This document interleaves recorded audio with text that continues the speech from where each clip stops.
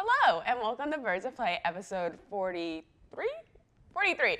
Today we're talking about virtual reality and video game critics. So, yeah, just stay.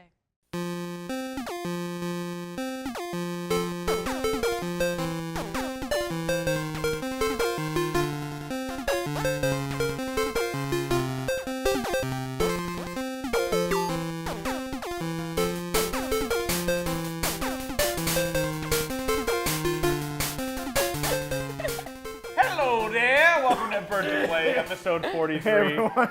I'm joined by a very rowdy ensemble. I'm Logan Anstead. This is Alex Torres Perez.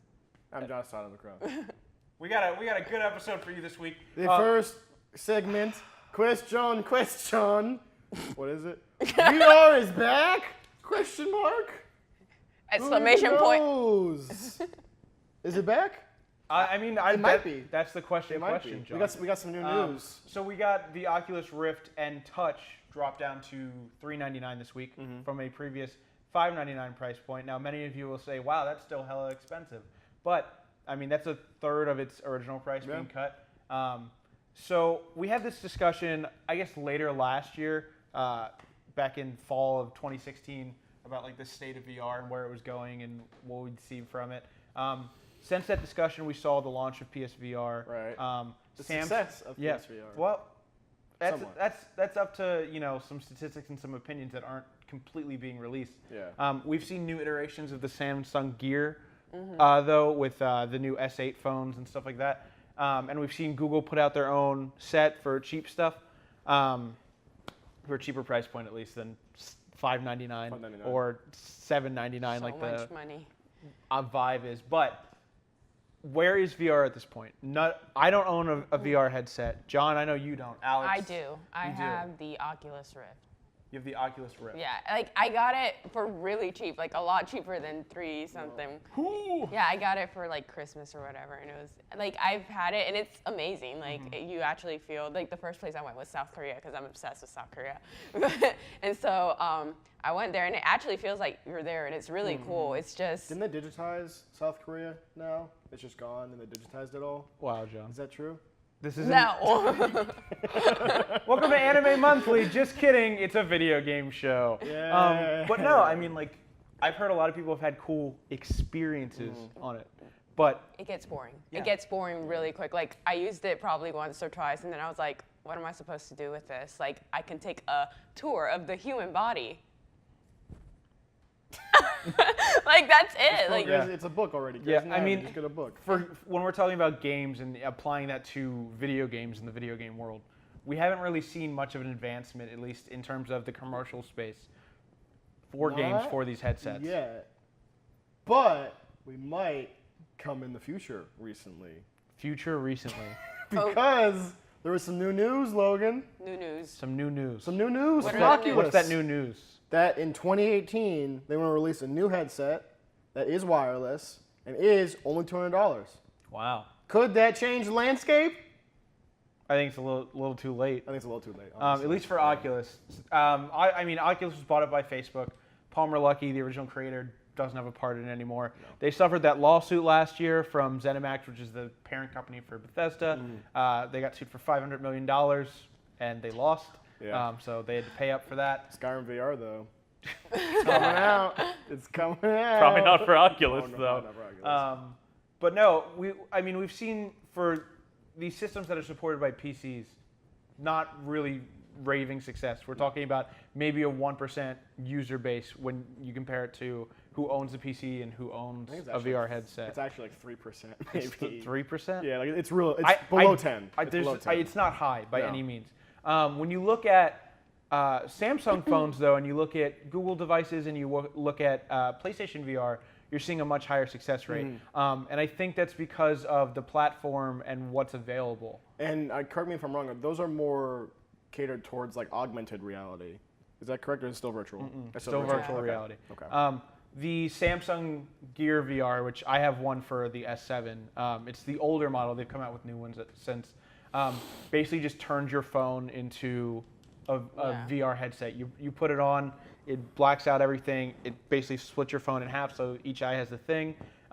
because I know my Samsung has 2K screens, so each side ends up becoming 1080, 60 frames, and I haven't used it for games or anything. But like movies and stuff. You can watch movies like some of the old Transformers stuff. Hold up, but here's the thing. Like I have Netflix on mine, and it's literally like a little tiny screen, and it's like you're in this virtual. To make it look like a theater, Yeah, you're in a virtual room where you're sitting on the couch, and there's a fire crackling, and then Netflix. And then cut to just outside, and you're just. Yeah, and it's like. But there's some movies that have it so that you can literally do like the 360 view. Yeah. Like pause it, do a 360 view and stuff like that. I know what you're talking about with theater mode because I know PSVR has that same thing, and it's kind of just like it's stupid. It's a half-assed thing that they put in. They're like, you can watch it in theater mode. Just don't do that. Yeah. Get a big TV. Could pretty much cost the same at this point. Right. But the question I want to ask is, we've seen and I want to focus on PSVR specifically, because PSVR has seemed to be the most successful out of the headsets that we've seen so far, especially when it comes to video game related stuff. They've released some new games recently, Farpoint, for example, supposed to be the first big first-person shooter for the system. Currently scoring a 71 on Metacritic. The user scores, I believe, are 8.4 though, so much higher. So I think people are finally getting past the novelty of VR, and they're starting to look for genuinely true games and not just experiences, not just Batman VR and all that stuff. Right. But is there anything in the future that we see on the horizon, or I mean, we haven't talked about it a lot on the show, of anything that we're excited for that's going to make us want to buy a VR system, or PSVR specifically? I'm still firmly in the camp of no, because we said this before, and I've had this opinion since VR got announced. If there's not a game for it that's like, here is the premier VR game, the thing that everyone needs to buy when they buy it, it's in no way going to succeed. And I think, like, sure, it's important to focus on the tech. Like, I admit, when I saw the new Oculus, $200 and a wireless set, that's very, very impressive tech-wise. But I'm not going to buy it if the only thing I can do is walk around, you know, like some European house or go to South Korea. Like, I don't really need to do that. I'm not going to waste $200 just for 5 minutes of walking around the streets. Yeah. Like, it's just not worth it. It's not worth it at all. But do we see the smaller price point, do we see the easier point of entry as a way for developers to put their foot in the door? I mean, what? Like, the phone stuff is, what, like $60 to $100 in price range? Like, that's, you know, already cheaper than that setup. And it's basically like, you know, technically it's wireless because it's just the phone in your face. And that, like, has barely picked up. You know, no one's developed anything for that, of any merit. So. But I mean, it is. We talk about of merit though. Like, usually mobile games aren't really of merit to us, at least, and to the average video game player. That's the thing. Like I haven't seen a Candy Crush equivalent for VR. It could be I'm not looking, but you know, normally when that stuff comes up, it pops up in my newsfeed in some way. I haven't seen anything like that for VR mobile games. I know. There's a few indie VR games that have kind of succeeded on mobile. Like people who have the Gear VR, are like, oh, let me gravitate towards this because there's free demos and trials and stuff like that. But it's just it's not something that's been enticing to a lot of people. And I think that price drop with Oculus this week, I mean, we'll see that price drop for the wireless set next year and see how that turns out. But I think the price drop during the summer, and they're saying it's for the summer, I think it's a permanent price drop. It's permanent. And I think it's because the system is not selling what it needs to. I think since like the VR, really since it's been announced, especially with Oculus, it's just had a myriad of marketing and just business problems where people, like just developers, don't want to work with Oculus or Facebook. They barely want to work with the Vive, which is a really good system, but it's still, for consumers, they're both way too expensive. They're probably, for most people, too hard to use. Their equipment can't run it, so like why even bother? They just spend $1,000 for the PC just to run it. And once you get past all of that, there's no games because developers don't want to work with these studios, you know? So I mean, there's just really there's nothing enticing for anyone to work with VR. I mean, there's just not. If we take Vive for an example, the $800 that you spend on Vive and the accessories and stuff for that, you could buy a entry-level gaming PC. You can get a dog. You could buy a dog. You can get a dog. You could buy a life companion for that. You could adopt a dog and get food and stuff for like a long time. Well, I guess technically you can get married in VR in Japan now. So. That is very true. You can marry your anime waifu. Okay. Did you watch that video? No. There's a great part. It's really sad the whole time, but at the end, when they do the kiss, the way they do the kiss is a very sad-looking woman holds a stick with lips on, and she just kind of like shoves it in his face. Kiss. I want to overlay that over this part right now, so that you can see. Oh yeah, that that's happening. definitely what we need on the show. What was I saying? You were saying the price point and everything. Yeah. Like that. So I think it's a permanent price drop. Oh my God, that conversation. Why did it go You're saying there? $800, you can do such and such. Yeah. Oh, you can buy a Yeah. PS4, you can buy an Xbox One, and you can buy a Nintendo Switch for the same price. All together. Yeah. Like all of those. like consoles, all of those, 3 of and those. probably a game or two. Yeah, 3 Like, fully functional working consoles with great games on them. And like. there's potential for the Switch with like the tech that's built into it. There's rumors that it could be an AR compatible thing. So we could see something I like can see that. we could see something like Pokemon Go come to a full-fledged Pokemon title where you're I can there see with that. your Switch and it's there in the world. Because if it's that simple of AR, like it's not Yeah. the Microsoft thing we saw with Minecraft, Yeah. going crazy. That's crazy advanced stuff. Yeah. If it was just Pokemon Go, I think the Switch could I pull think it what off. we're going to see is it has to be a cheap price point and Yeah. it has to be something that everybody can enjoy at an entry-level thing for it to be successful. Another thing that I kind of wanted to ask, I thought about it when reading the article. Like I said, obviously this Oculus thing is very impressive tech with the wireless system and $200 and everything. Do we think if it was with if like HTC said our new set is going to be $200 wireless, do we think that would have way more traction than Oculus doing it for them? Because I think most people think HTC right now for VR is the better company. I understand that the headset is perceived as a better thing. Yeah. But I feel like there needs to be a company, like this needs to be if we're talking about from a gaming standpoint, this needs to be a gaming company that Right. comes out and says, hey, this is what we're doing. So maybe like a studio that's normally just a publisher, like EA comes out, they're like, this is our new headset. It works with Star Wars Battlefront 2. Check out this That'd be gameplay. cool. Like I think that's what's going to get people on board, and that's why I think PSVR is succeeding because you're preaching to an audience that has been looking for a new way to play, a new experience. And we talked about how it's not refined yet. Like I still get nauseous when I do it. I'm worried about getting migraines if I spend an extended period of time using a VR headset. But as they're perfecting this, and as you said, like the Oculus headset for next year, rumored to be the $200 wireless thing, like that's huge. That's a huge step from where we were a year and a half ago. So I think that we're going to see iterations. We're going to see balances.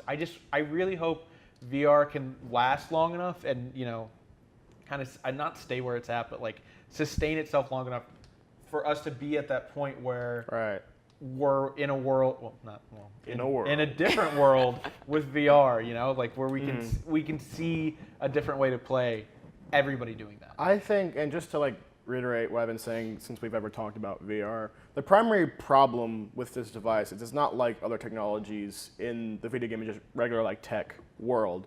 When you're going from just stick controls to analog, that's a big change. When you're going from SD to HD, when you're going from HD to 4K, when you're going from 30 to 60 FPS, those are very big changes that are seen as like, this is just the next step in the evolution.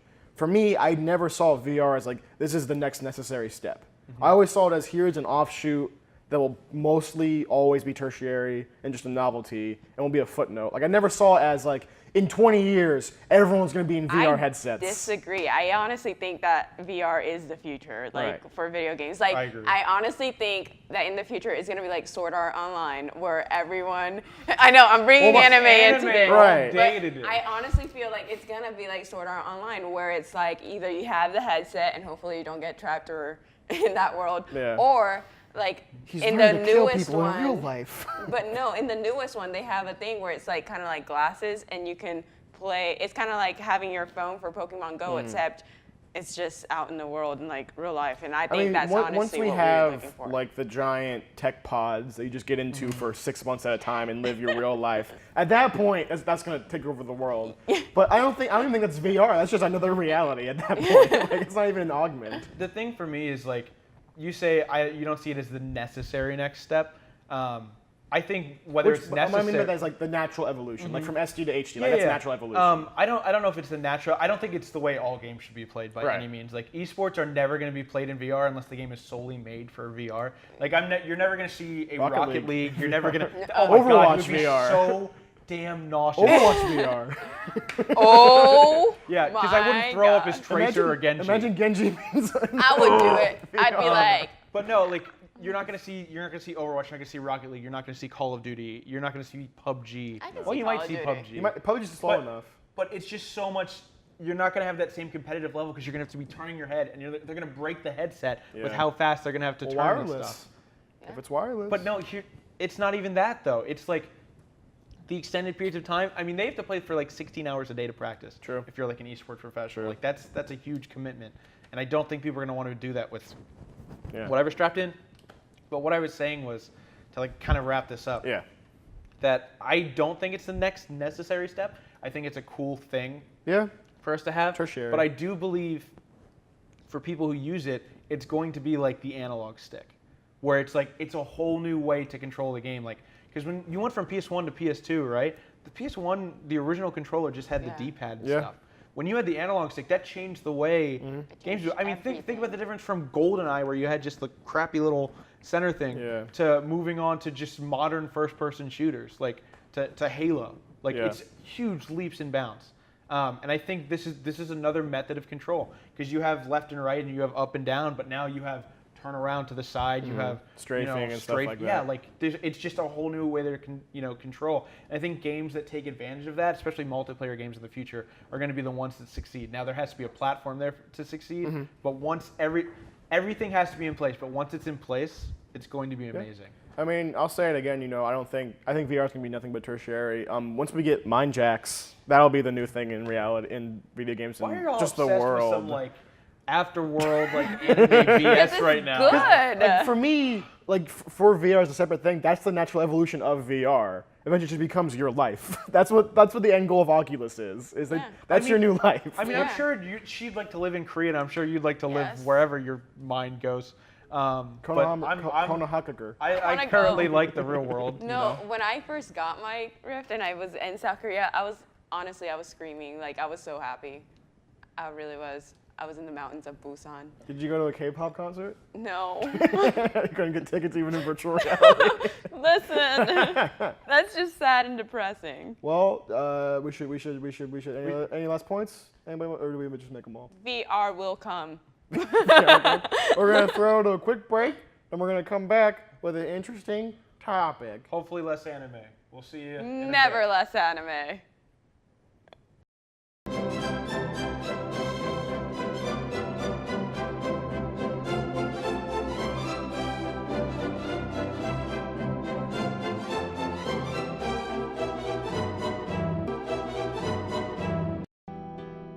Spinnaker presents the Spinnaker app, content for UNF students by UNF students.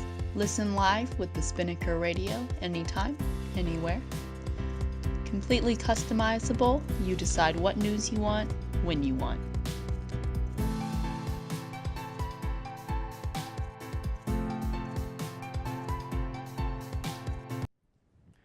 Hey everybody, welcome back to Birds Play. The question this segment, was Dunkey wrong? Donkey! I'll leave it to you guys to give the context on this one. Okay, VideoGameDunkey is a YouTube commentator, and wow, John just threw that whiteboard far off the set. That was like I thought it was gonna be. VideoGameDunkey is a YouTuber and a video game critic / commentator / master. / master of editing. Yeah. And he released a video this week that drew much ire in the gaming community. The eye of GameSpot Sauron is signing up on He it. criticized game criticism, essentially. And so I wanted to have a discussion about the state of games critics and what we thought of his video. I think game criticism is and always has been just crap. It's so, like, especially nowadays with, to call them out, IGN stuff, you can so obviously tell when a game is being sponsored by them in a review. Dunkey said in his video, when every AAA title doesn't get below an 8.7, that's a problem. AAA titles deserve lower than that. And they treat indie titles to these much higher standards and these actual, real numbers and everything like that. It's just unfair. I put almost no credit into AAA reviews anymore because there's just no point. How many reviews have you written for Spinnaker? For Spinnaker, I've written 5 to 7. I can't remember exactly. Okay. How many? I honestly don't like reviews in general. I think every game is going to be subjective to the person. So, I will ask around for people that have actually played the game and everything. And he did make some notes where it's like, they do get sponsored. They're not going to say bad stuff about a game because then you don't get, early, video footage or stuff that you want to, promote the game. So I just think it's it's a load of crap. And I'll even say, like, thank you for reminding me that I actually have written reviews for the paper, because it made me think, like, you know, I've given, because I normally play, or I used to play, like, longer format games, like Civilization 6 or something like that, you know, where there's no really end point to beat before I write the review. You know, I put maybe like 10 hours into it, then I write the review. And the thing with games like that is I gave that game a very high score, 'cause I thought it was good, and then when I put maybe 5 or 10 more hours into it, I started seeing all the cracks. I was like, oh, wait, this actually, you know, isn't maybe that deserved that score, so I want to like go back and change it, but you really can't. Shouldn't you finish the game before you review it, though? Well, you can't really finish Civ 6. Oh. Like, I finished maybe 2 just, you know, regular games of playing it, but it's random every time. But this is part of the conversation that he Yeah. brought up. Because he brought up Peter Moore, who's a reviewer at GameSpot, did the review for Crash Bandicoot Yeah. Remastered, Oh, yeah. the Insane Trilogy, gave it a 6.0 out of 10, and only finished half of each game. So some would argue, oh, that's completely fine, and others would argue, wow, how are you even reviewing a game if you Right. didn't finish it? Yeah.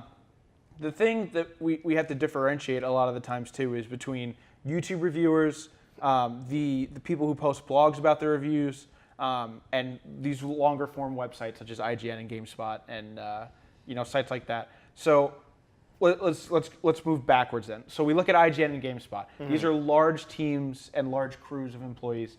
They like 30 plus reviewers. I mean, yeah. I mean, they Writing the reviews. designate all these different games. It's usually the latest games that they review. They put it out there, and they basically try to get as many people to come in as possible. What they try to do is keep people on stick. So I know Luke Riley is a reviewer at IGN who just does racing games. Like, that's his stick. That's not always the case, though. So we don't. Wow, that's. I didn't know that pun was coming.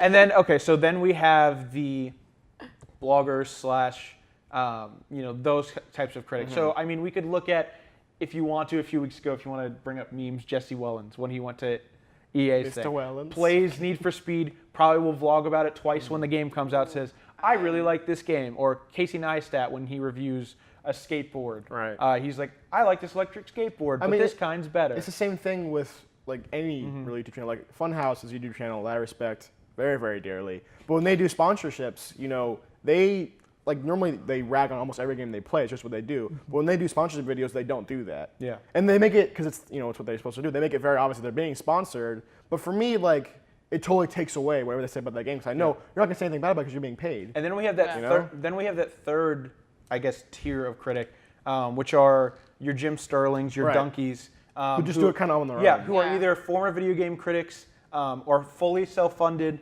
or just do their own thing because they literally could not give two lesses of a crap. So those are the type of people VideoGameDunkey was talking about as somebody that he admired and people he admired. Gold Boys. Yeah, and Jim Sterling's someone who I'm a fan of. Now we're gonna put Dunkey's video in the description on YouTube if you're watching there. But Jim Sterling is also a person. Both have very outrageous personalities. Right. Sometimes very vulgar.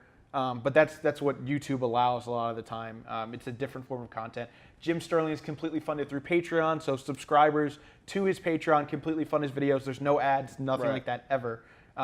Dunkey's No pretty much the same ads. way. No ads. No ads. 0 ads. YouTube Red. $10 a month. Sponsored by YouTube Red. Oh my God. You do get the free Google Play Music anyway. It's such a great service. Anyway. No, but it's just like you have this different tier of reviewers who are able to just say and do what they want to take as long as they want to do the games. Angry Joe Show will sometimes take a month to review a game, and people will still watch it. People will gravitate in the millions to his videos. Right. That's how it should be. Well, yeah, that's the other thing about it. Even when I wrote the reviews, the reason I didn't put, the full 40 or 50 hours into it is because we had to get it out by the end of the next day after it was released. So I could only put as much time as I could. Yeah, and that's also a problem because you're trying to release stuff as soon as possible. But how can you release something if you don't let it kind of sit, and you have to kind of go back and see, is it still great?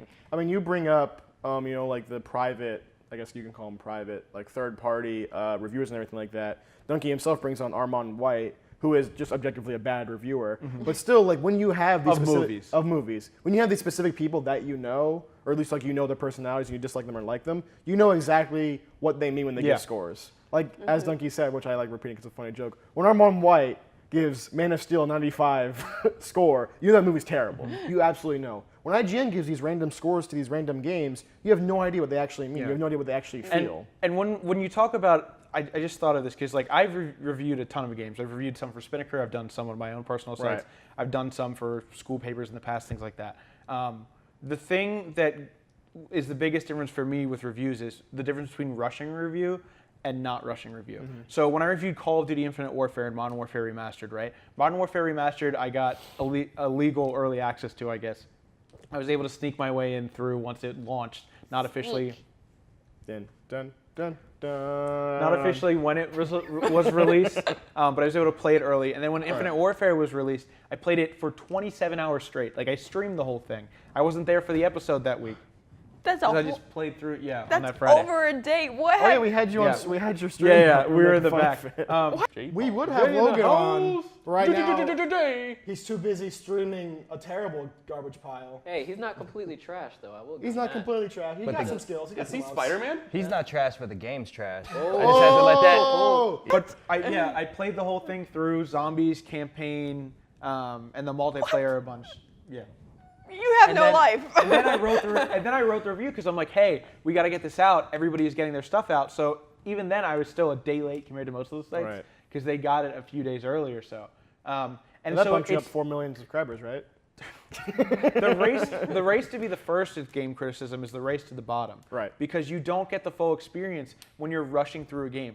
If I'm able to sit and just play at the pace that I want, like the way I'm playing games now with like Horizon Zero Dawn or Resident Evil 7, I'm playing at a pace that I want to play at, not at let's go, go, go, go, go. Yeah. I would also say, oh man, I kind of forgot my point. Somebody else say something, I'll remember mine.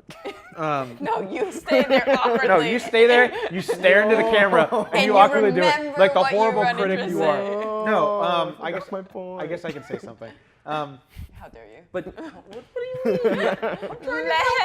Let him be awkward. You just be in the VR and go into another world when you forget this thing. It's gonna rewind time. No, but game criticism has become this thing where it's like this kind of this echo chamber. Like the points that he makes in the video that have caused so much controversy is that you look at an IGN review where they criticize the hell out of a game. That was my point. Yeah, they criticize the hell out of a game, and then they're like 9.1 at the end still. You're like, you're what? like, what? And so I guess he's pointing out that like they're very hypocritical in how they do, and he relates that to the ad content. I think that's more of a, I can be extremely critical of many parts of a game. Battlefield 1, I gave a 9 out of 10, or I guess a 4.5 out of 5 for Spinnaker, right? And I had some big criticisms of the game. The maps kind of sucked for multiplayer, but the rest of the core experience was so great and so amazing that I was able to overlook that, and it only chalked it down. Well, I think Dunkey's problem with it, because that's a valid criticism, right? But I think Dunkey's problem with that review specifically, which was for Super Mario Wii U, was that he gave it 9.1. In the review, he didn't just say, oh, some of the maps are kind of bad. He said it was like backwards for the series. It didn't push the audio, didn't push like the graphical capacity. Multiplayer was still garbage. Like he said all of these very harsh things of like core things of the game. 9.1. Yeah. And that's just like he said, like, hypocritical reviewing. Obviously it's a AAA game. It was probably sponsored somewhat by Nintendo. It was a video review. I remember Nintendo sponsored the Skyward Sword review on GameSpot and IGN when that came out. And I remember that somebody who was a former employee at GameSpot was like, I wanted to give it a 7.5, and we couldn't because we were sponsored by them. And the company execs knew something would happen. So like, you have these horror stories happen, and I know this is not every company. I know this is not every case with every game. But if you badmouth people who keep your website alive, that's not a sustainable fund. No more monies. But it also goes back to the point of, do we even think review scores are necessary? The only thing I ever look at is the number at the bottom. People's reviews. Like, not like, I said that wrong. Yeah. Not professionals' reviews. People on Steam who, have 10,000 reviews that say, this game was great, it had a gun in it. I look at that and I go, okay, I like that. That's good. I like guns. And even like, 'cause that's important because it's not just to look at the score. Because like GTA 5 right now, it's still a good game, but they had that recent controversy with the mod stuff, and that made the game's review go to overwhelmingly negative. Yeah. But you can click on Steam, and you can see why they didn't go, okay, I don't really care about that. It's still a good game, So that's really what I look for. But so you see a 9 out of 10 score, does that matter to you at all? No. 9 out of 10 score from like IGN or from 10,000 people on Steam? I'm talking about like you look on Metacritic, Right. and you see the conglomeration of all of the websites. Does that matter to you more than the user score? What that tells me is that, because especially if it's a story-driven game, it doesn't tell me nothing about the story because I don't care about that. People's opinions on that. Story matters to me.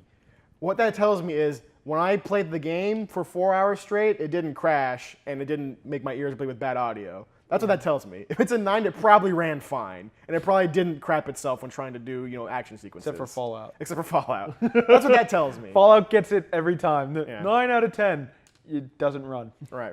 That's really what that tells me for most Yeah. games. And then I'll do my own research into, okay, I'm interested in the story, I'm interested in the gameplay, stuff like that. Because there's a million indie 8-bit games that get 20 million out of 5 on Metacritic, and I don't care about them at all. What about you, know. Alex? I prefer like users, like you said, just because I feel like A, they're not sponsored, and B, it's like I feel like I don't know, they're the people that are buying the game, Yeah. and It's the verified purchasers on Amazon, Yeah. the people you trust. But what we also see with, verified purchases are different, Yeah. but what we also see with user reviews are hyperbolic criticisms of games. So you see, a lot of times it's either a 0 or it's a 10. Yeah. Like, people either absolutely hate a game because one thing really pissed them off, or it's a 10 because one thing is really great about it, or they've been anticipating it, and they want to make sure that other people understand that it's really, really great because they like it so much and they want to defend their purchase. And just about that, like on Metacritic, I don't know if you can do it because I don't really use it that often. I'm going to use the Steam review system.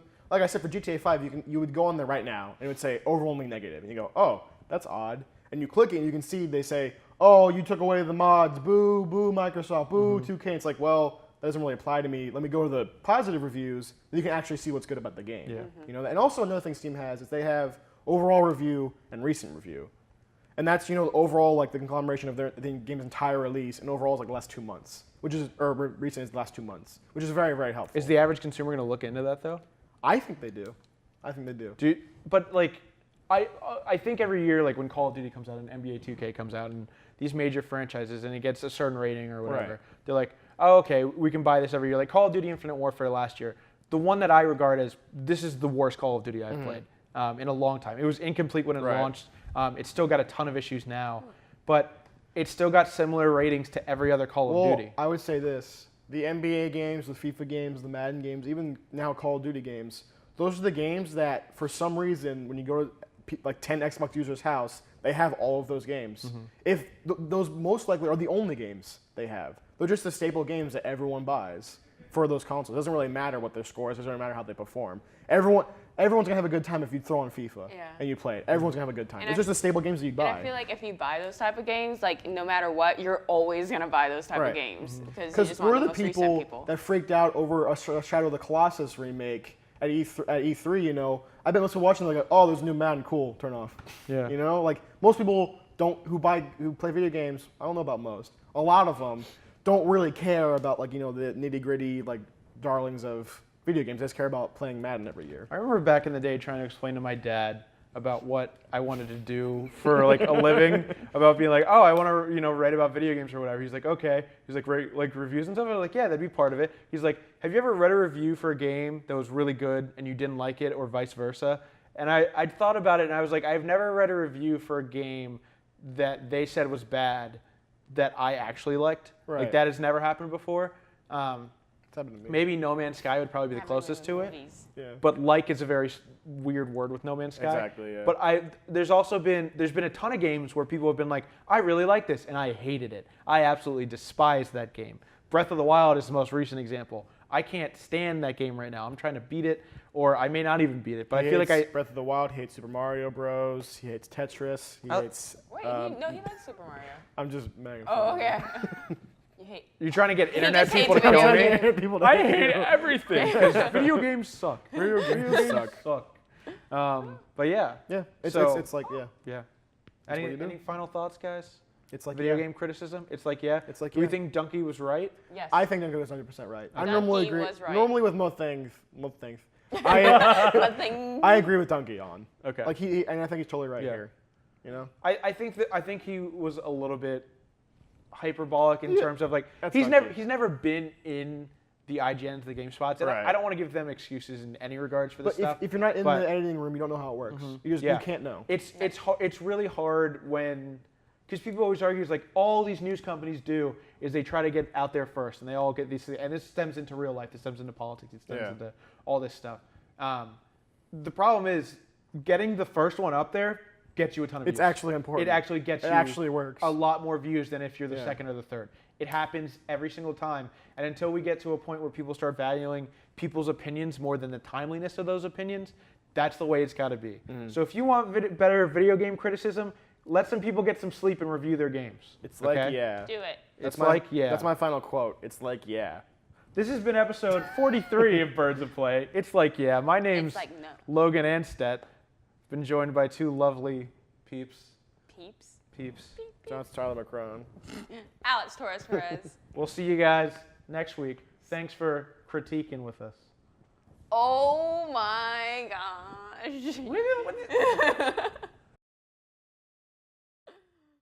Says, oh my gosh, when we're talking about anime. How much anime can we talk about in one episode? Look, anime covers a lot of topics. It really basically does. applies Look, to everything. we can start the Weeb show. we can start the Weeb report or whatever in a few weeks. We're not doing it now. This ain't the time. Oh God. Gotcha. James just wants to somehow be on the episode. So this is what he's doing.